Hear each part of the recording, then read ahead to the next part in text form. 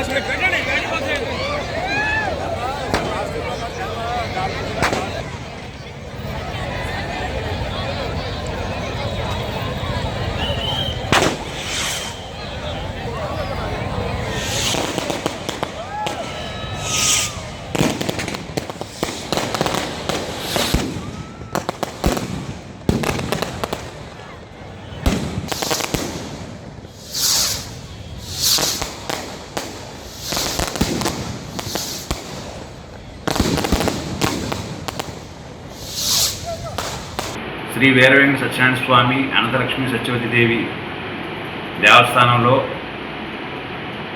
సీతారాములు మాకు క్షేత్రపాలకులు, అదేవిధంగా వనదుర్గ అమ్మవారు క్షేత్రపాలకురాలు. వనదుర్గ అమ్మవారు దేవాలయంలో 11 రోజుల నుండి కూడా, అంటే 22/9/2025 తేదీ నుండి ఆశ్వయుజ శుద్ధ పాడ్యమి సోమవారం నుండి 2/10/2025 తేదీ ఆశ్వయుజ శుద్ధ దశమి విజయదశమి గురువారం వరకు కూడా 11 రోజులు వైభవపేతంగా అమ్మవారికి వైదిక కార్యక్రమాలన్నీ కూడా నిర్వహించడం జరిగింది. మొదటి రోజున శ్రీ బాలాదేవి, రెండవ రోజున శ్రీ కళ్యాణ గౌరీదేవి, మూడవ రోజున శ్రీ అన్నపూర్ణాదేవి, నాలుగవ రోజున శ్రీ శారదాదేవి, ఐదవ రోజున శ్రీ మహాలక్ష్మీదేవి, ఆరవ రోజున శ్రీ గాయత్రీదేవి, ఏడవ రోజున శ్రీ మహాచండీదేవి, ఎనిమిదవ రోజున శ్రీ సరస్వతీదేవి, 9వ రోజున శ్రీ దుర్గాదేవి, 10వ తేదీ మహిషాసుర మర్ధనీదేవి, 11వ తేదీ శ్రీ రాజరాజేశ్వరీదేవి అలంకారాలతో శ్రీ వనదుర్గమ్మవారి ఆలయంలో విశిష్టంగా అమ్మవారికి అలంకారాలు చేసి వైదిక పరంగా అన్ని కార్యక్రమాలు నిర్వహించారు. ఈ కార్యక్రమాలన్నిటికీ కూడా దేవాలయ సిబ్బంది అందరూ కూడా సహకరించారు, అన్ని శాఖల వారు. అదేవిధంగా 2వ తేదీ సాయంత్రం 8 గంటలకి మన శ్రీ వీరవేంకట సత్యనారాయణ స్వామి వారి జూనియర్ కాలేజీ గ్రౌండ్స్లో రావణ వధ అనే కార్యక్రమాన్ని ఏర్పాటు చేశాం. ప్రేక్షకులందరికీ కూడా, గ్రామస్తులందరికీ కూడా కనుల విందు జరిగింది. అంటే దుష్ట శక్తులపై దైవశక్తి విజయం అనేదే విజయదశమి. మనకి సమాజంలో దుష్టశక్తులు ఉంటాయి.